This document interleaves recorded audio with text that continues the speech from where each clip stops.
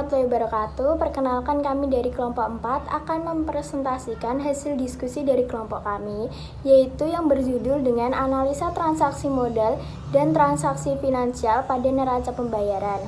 Yang beranggotakan, yang pertama ada Bella Agnes Duyanti dengan NIM akhir 0007, dan yang kedua ada Maulana Noval Hanif dengan NIM akhir 0041, dan yang ketiga ada Helmi Atala dengan NIM akhir 0049. Selanjutnya ada Renaldi Ada dengan NIM akhir 0124. Selanjutnya ada pendahuluan. Indonesia merupakan bagian dari perekonomian yang sangat besar.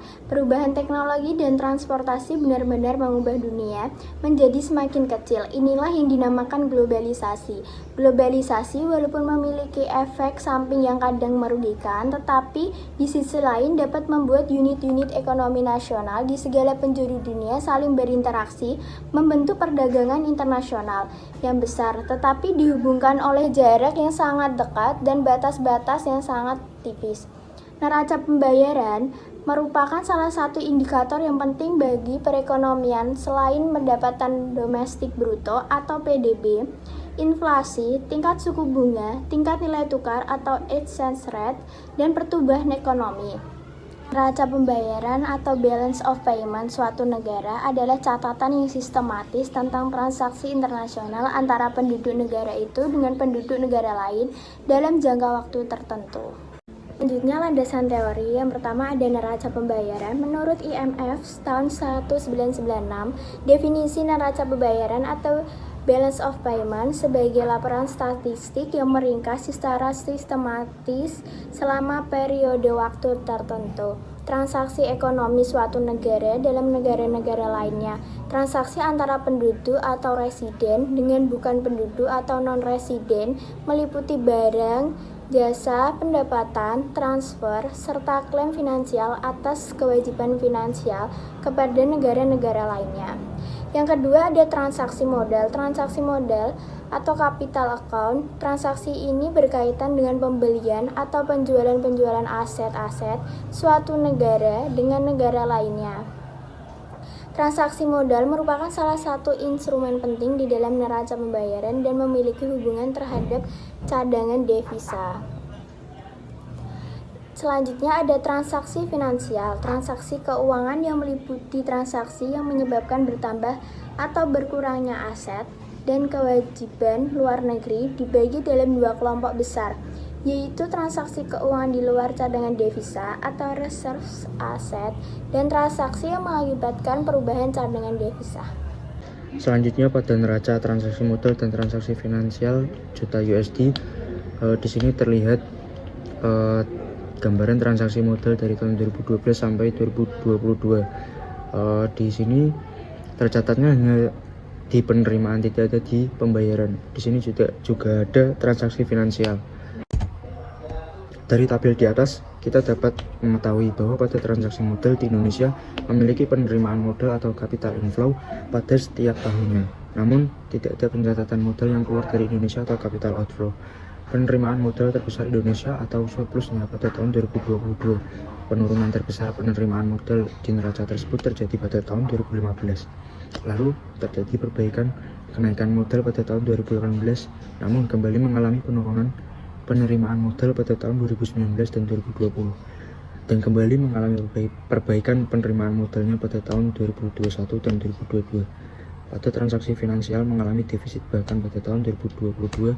Bisa dilihat bahwa Indonesia masih belum memenuhi kewajiban untuk asetnya sehingga menjadi minus 8.876 juta US dollar. Kenaikan terbesar dari transaksi finansial terjadi pada tahun 2014 dan 2019. Bisa dilihat dari grafik transaksi modal, kenaikan yang secara signifikan terjadi antara 2021 ke 2022.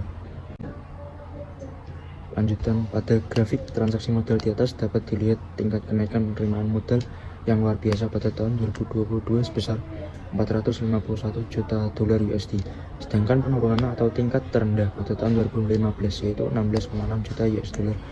Kondisi penerimaan bisa dikatakan sangat membaik berdasarkan grafik tersebut. Di tahun 2022 artinya modal yang masuk ke Indonesia sangat banyak dan mampu untuk mengembangkan atau membuat investasi atau inovasi terhadap kekurangan-kekurangan yang ada di negara kita. Selanjutnya adalah jenis investasi transaksi finansial. Sebelumnya saya menerangkan terlebih dahulu, yang pertama ada warna biru untuk investasi langsung, dan yang kedua ada warna orange untuk investasi portofolio, dan yang ketiga ada warna abu-abu untuk derivatif finansial, dan yang keempat ada warna kuning untuk investasi lainnya. Jadi dari grafik transaksi finansial di atas bisa dilihat bahwa transaksi defisit paling tinggi terjadi pada tahun 2022, dan pada keterangan investasi lainnya yang berasal dari sektor publik maupun swasta, bahkan pada investasi portofolio juga mengalami defisit. Namun pada investasi secara langsungnya masih terjadi surplus. Dan transaksi surplus tertinggi pada tahun 2014, dan pada pos investasi portofolio di tahun 2014 ini setiap transaksi finansial mengalami surplus, walaupun pada transaksi modal di tahun ini mengalami penurunan dibanding tahun sebelumnya, yaitu di tahun 2018 kondisi transaksi finansial juga surplus semuanya, namun tidak begitu signifikan. Kesimpulan, transaksi modal di Indonesia memiliki penerimaan modal atau capital inflow pada setiap tahunnya, namun tidak ada pencatatan modal yang keluar dari Indonesia atau capital outflow. Penerimaan modal terbesar Indonesia atau surplusnya pada tahun 2022. Penurunan terbesar penerimaan modal di Indonesia tersebut terjadi pada tahun 2015. Lalu terjadi perbaikan kenaikan modal pada tahun 2018, namun kembali mengalami penurunan penerimaan modal pada tahun 2019 dan 2020, dan kembali mengalami perbaikan penerimaan modal pada 2021 dan 2022. Transaksi finansial mengalami transaksi defisit yang paling tinggi terjadi di tahun 2022, dan pada keterangan investasi lainnya yang berasal dari sektor publik maupun swasta, bahkan investasi portofolio juga mengalami defisit. Namun pada investasi secara langsungnya masih surplus, dan transaksi surplus tertinggi terjadi pada tahun 2014, dan pada pos investasi portofolio di tahun 2015 ini setiap transaksi finansial mengalami surplus, walaupun pada transaksi modal di tahun ini mengalami penurunan dibanding tahun sebelumnya. Di tahun 2018 kondisi transaksi finansial juga surplus semuanya, namun tidak begitu signifikan. Cukup sekian presentasi dari kelompok kami, kurang lebihnya mohon maaf. Wassalamualaikum warahmatullahi wabarakatuh.